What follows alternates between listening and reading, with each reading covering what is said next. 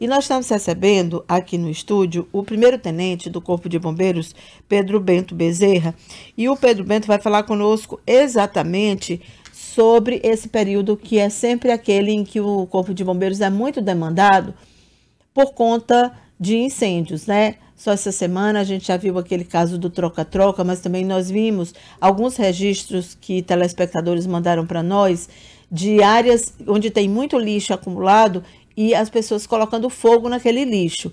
Ontem mesmo, olha, a gente está vendo alguns registros. Aí em José de Freitas tivemos esse caso, mas é um caso isolado, porque foi um homem que ateou fogo, então eu acho que essa é uma situação que já foge um pouco do que nós estamos tratando aqui.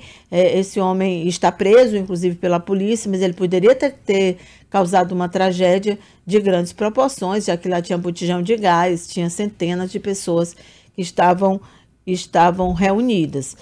Ontem, por exemplo, o vereador Venâncio nos mandou um vídeo denunciando o lixo acumulado no bairro Boa Esperança, na avenida, e lá atrás dele a gente via um fogo, um incêndio também já começando a ganhar uma proporção maior. Tenente, como o Corpo de Bombeiros, inicialmente, como vocês se preparam para esse período do ano? Bom dia, Cíntia. Bom dia.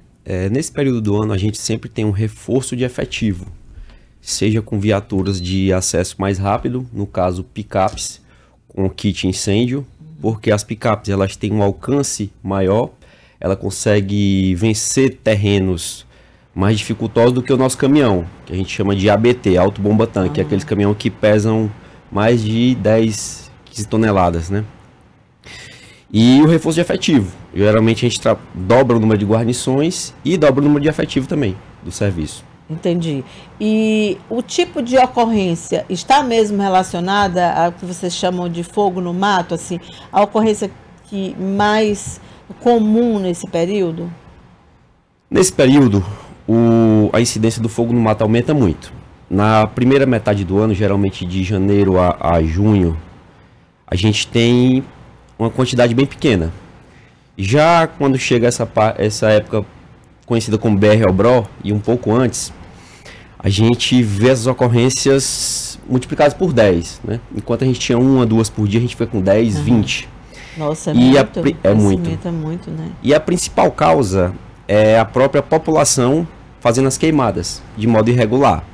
A pessoa coloca fogo no lixo, coloca fogo num matinho perto da sua casa, ela não faz o devido acero ou não calcula o trajeto daquele fogo, daquela fumaça, porque a fumaça ela leva calor e ela pode levar um incêndio para outros locais, seja por uma fagulha, seja pela própria convecção da fumaça, levando calor e pegando na copa de outras árvores ou de outro material combustível. Inclusive, quanto a isso, tem os dados aqui do Boletim de Incêndios Florestais, que revela que no dia 5 de até o dia 5 de agosto, que foi a data de publicação desse último boletim, o Piauí tinha 144 focos de fogo e 39 focos de calor. E as áreas mais atingidas eram Parnaguá, lá no sul do Piauí, Floriano e Nazaré do Piauí, além de Oeiras, Piracuruca e Gilboés. Isso a gente está falando especificamente daquele fogo provocado pelas queimadas, que infelizmente é uma prática que ainda existe no nosso estado. Mas tem uma legislação, inclusive, que é para ser rigorosa quanto à prática de queimada, tenente. Bom dia. Sim, nós temos essa legislação, mas a gente tem um problema muito grande em aplicá-la. Por quê? Porque muitas vezes a pessoa que faz a queimada ou faz o incêndio, ela bota fogo, o incêndio pequenininho. Depois de meia hora, 1 hora, que esse incêndio se alastra e ela já não está mais no local. Não tem controle também, Isso. Né? E muitas vezes não tem quem denuncie e a gente só chega na hora para apagar o incêndio. Que é o nosso... tem áreas, né, que são difíceis mesmo com esse veículo que vocês usam, essa época do ano. Eu lembro que alguns anos atrás teve um incêndio num canavial aqui próximo da cidade de União e foi muito difícil, porque era difícil o acesso, não tinha estrada para lá e era mesmo no meio do nada. Sim. Até chegar lá, quando chegou já tinha metade da terra queimada, então realmente... Sim. Um exemplo desse tipo de situação foi a Operação Guardiões do Bioma, do governo federal, que eu participei como comandante pela Força Nacional em 2022. Nessa operação, a gente estava com a sede em Bom Jesus e tinha uma guarnição muito boa de combate a incêndio, com integrantes de vários estados, da Bahia, Rio de Janeiro. Era uma operação integrada, bem, como é que eu posso dizer, bem estruturada.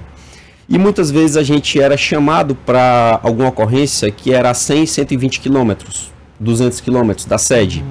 E quando nós chegávamos lá, a gente era 15 bombeiros para combater um incêndio florestal numa área de 7 quilômetros. E a gente chegava na estrada, quando a gente olhava, o fogo estava no morro, depois que se a gente tivesse um trator, a gente não conseguiria chegar. Entende? Então realmente tem essa questão do difícil acesso muitas vezes.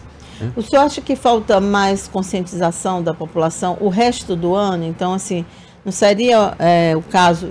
Claro que isso não é atribuição só dos bombeiros, né? Os bombeiros têm o seu trabalho, lá tem a sua missão, mas outros órgãos, eu acredito, as prefeituras também poderiam pensar que durante o resto do ano é preciso conscientizar essa população a não fazer essa prática, para que essa época do ano não tenha demanda, porque cai tudo em cima dos bombeiros. Então você passa o ano todinho sem falar nada disso. Aí, nessa época do ano, bombeiros não foram lá, não tem equipamento suficiente, não tem pessoal suficiente. Sim. Aí fica difícil realmente, né? Essa questão da conscientização, ela tem que ser global, e descentralizada. E continuada também. E continuada, isso. Porque, independente do efetivo que o Corpo de Bombeiros tenha, que o poder público tenha, a população é muito maior do que os agentes públicos, concorda? Sim. Então, por mais que a gente tenha caminhão, tenha efetivo, se muitas pessoas colocarem fogo ao mesmo tempo, a gente não vai conseguir atender. Então, é uma questão de conscientização, realmente descentralizada, a nível, como você disse, né? De prefeitura, de órgãos, e global, para todo mundo.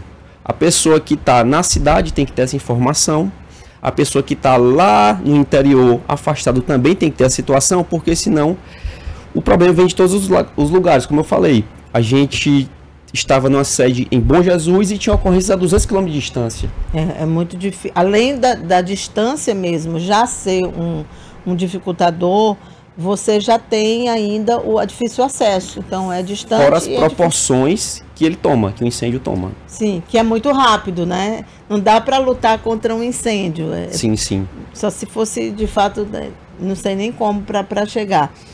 Qual é a orientação, então, que os senhores dão para essa época do ano, assim, para os agricultores, pequenos agricultores? Porque fica esse embate todo ano e por não ter essa conscientização, né, no resto do período, é difícil, às vezes, essa mensagem até chegar até as pessoas, né? Sim. A orientação seria, a nossa legislação, ela prevê as queimadas, mas a queimada orientada e autorizada, que seguem alguns critérios. Esses critérios são bem específicos e tem na legislação. Então, o primeiro passo seria realizar as queimadas de acordo com esse critério técnico e autorizado. Segundo, não sendo possível, a pessoa que vai realizar a queimada de forma empírica, de forma artesanal, sim, ela poderia fazer direitinho o acero, observar se tem alguma edificação, alguma vegetação perto que o fogo pode se alastrar, e também a questão de sempre fazer o acero do seu espaço. Por exemplo, Cíntia, você tem um sítio. Seu sítio tem 2 hectares, tem lá um bocado de pé de caju, pé de manga. E eu tenho o meu sítio ao lado do seu, colado.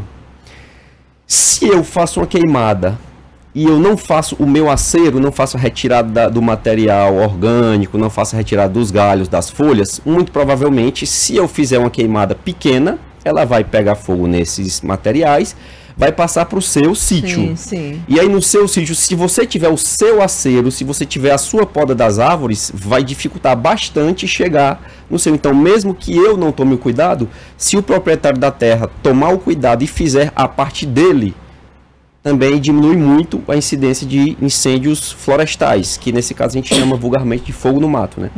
Entendi. Olha, então é importante que toda a comunidade adote as suas providências, né? Tome lá suas medidas de contenção, comunidade rural, sobretudo, e que também haja, de uma vez por todas, uma política estadual de controle, de combate e de controle. E quando eu falo política estadual, repito, não estou dizendo que é somente equipar o Corpo de Bombeiros, porque isso não vai resolver. É, de fato, inserir prefeituras, que ainda podem fazer alguma coisa. Os prefeitos e prefeitas do Piauí, sabendo dos locais onde há maior incidência, podem e devem ajudar a evitar que haja mais prejuízo, porque incêndio, depois do incêndio, é sempre muito difícil, né? Tem muito prejuízo para todo mundo, além de todo aquele estresse que é e do risco para a saúde, além da vida financeira da pessoa, que fica completamente abalada, né? É difícil a pessoa sair de um incêndio, né, sem perder alguma coisa. Sempre tem um prejuízo muito grande, né? A gente agradece, então, aqui a presença do primeiro-tenente Pedro Bento Bezerra, do Corpo de Bombeiros. Obrigada, bom dia, bom trabalho para o senhor. De nada, Cíntia. Precisando, pode contar com a gente. Tá bom.